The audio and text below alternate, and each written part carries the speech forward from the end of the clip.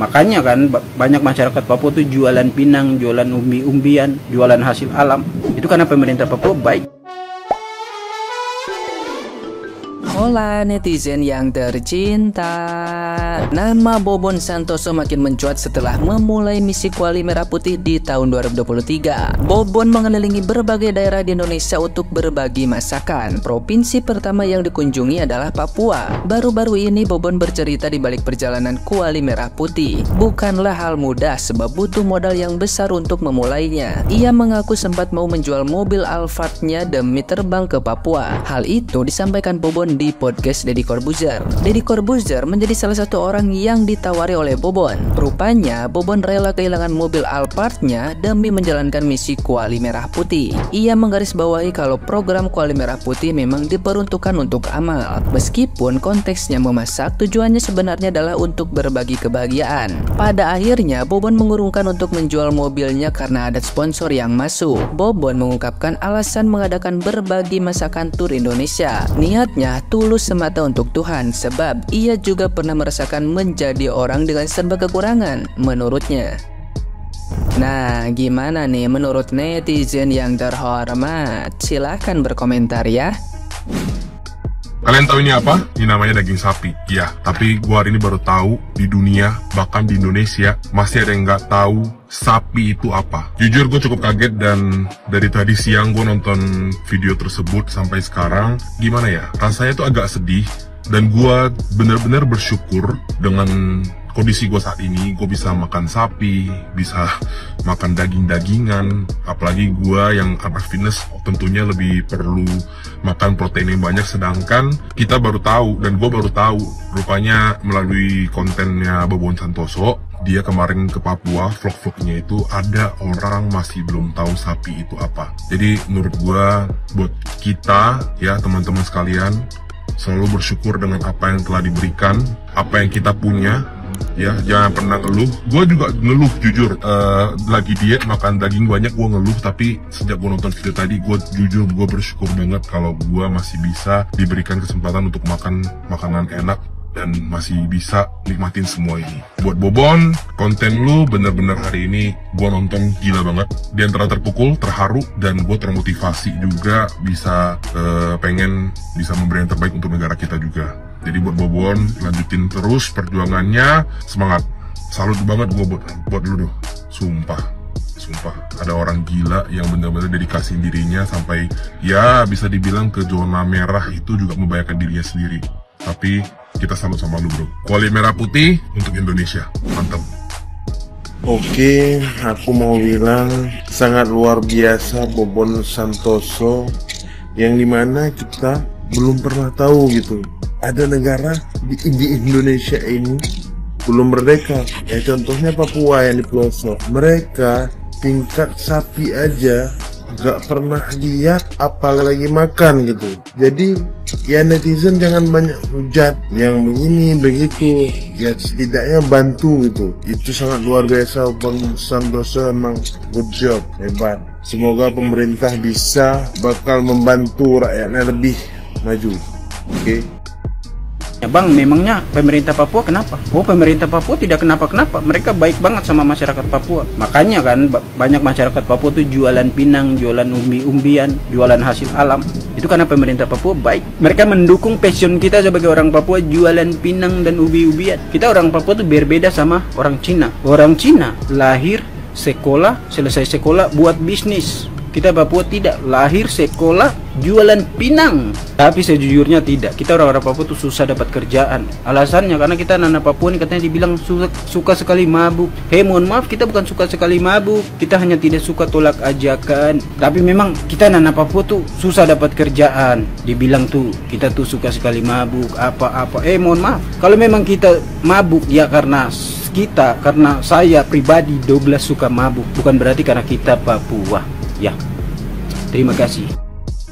pesan yang kita bisa ambil dari kontennya Kak Bobon Santoso adalah mulai makan kita punya hasil-hasil pangan, mulai makan kita punya makanan pokok yang sudah ada sejak zaman orang tua dahulu. Ingat, nasi itu bukan kita punya makanan pokok. Kembali makan sagu, kembali makan pisang, kembali makan umbi-umbian, keladi, petatas, itu kita punya makanan pokok, kembali makan itu. Yang kedua, tidak makan daging sapi bukan berarti kita itu tidak punya hasil pangan yang luar biasa. Masih ada daging babi, masih ada daging rusa, masih ada daging saham, masih ada daging tuban, masih ada ikan betik, masih ada ikan mujair, masih ada ikan sembilan, masih ada ikan gastor, masih ada kelapa, masih ada pisang, masih ada kasbi, masih ada petatas, masih ada kumbili, masih ada semua itu. Makan hasil-hasil alam yang ada di Papua. Kita tidak kekurangan sumber protein. Ingat, kita punya alam itu masih bisa kasih makan kita. Yang jadi masalah adalah bagaimana kita alam itu bisa terus terjaga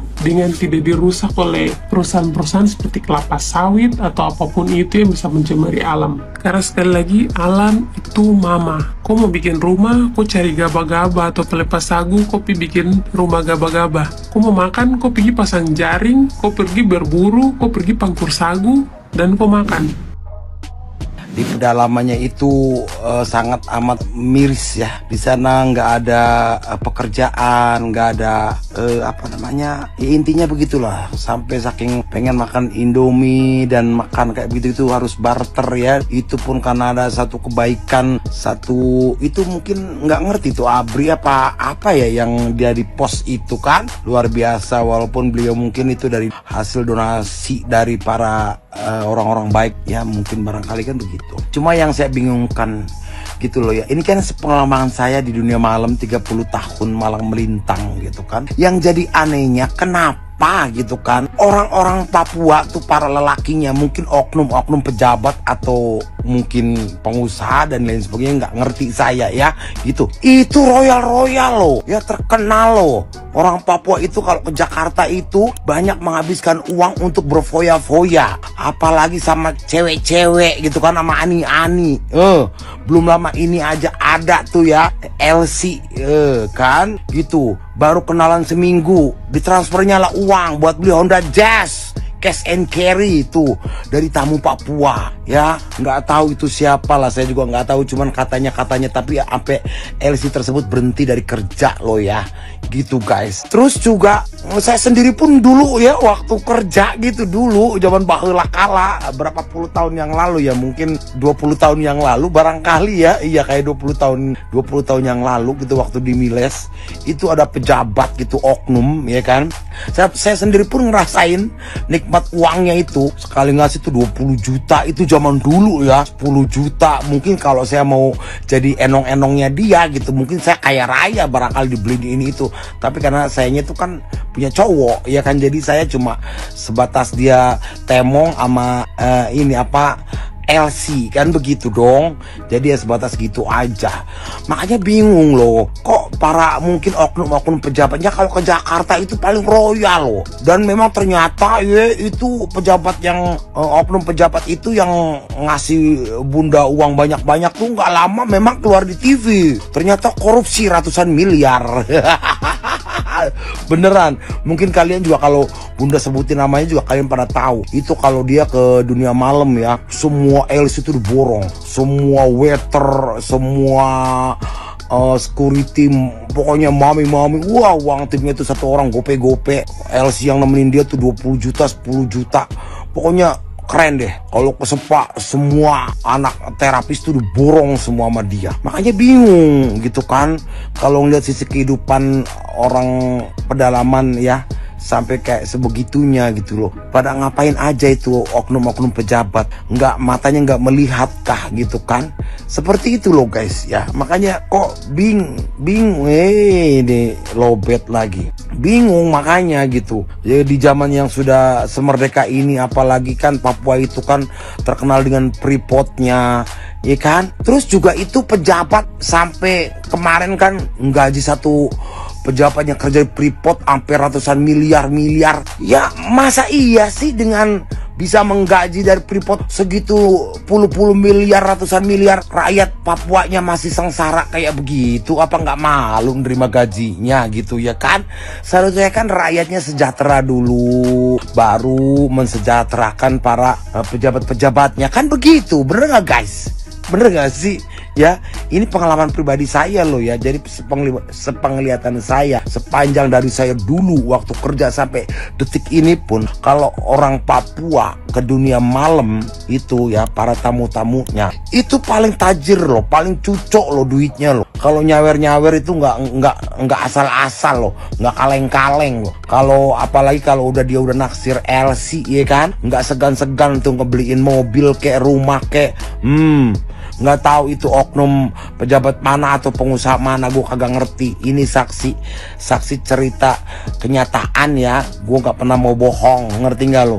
Dan gue pribadi pun pernah ngerasain makan duit pejabat oknum yang koruptor, yang korupsi dan itu masuk penjara gitu loh, ya kan? Jadi tolong sadarlah para pejabat-pejabat di Papua sana. Kalian lihatlah rakyat kalian ya, atau orang-orang kaya yang di sana, itu saudara-saudara kalian yang terdekat. Masa kita yang jauh aja simpati gitu kan, masa yang dekatnya pada buta mata sih, kasarnya nggak melihat orang-orang terdekatnya seperti itu. Miris ngelihatnya guys. Menurut pendapat kalian bagaimana guys? Pendapat gak dengan Bunda? Tolong komen guys.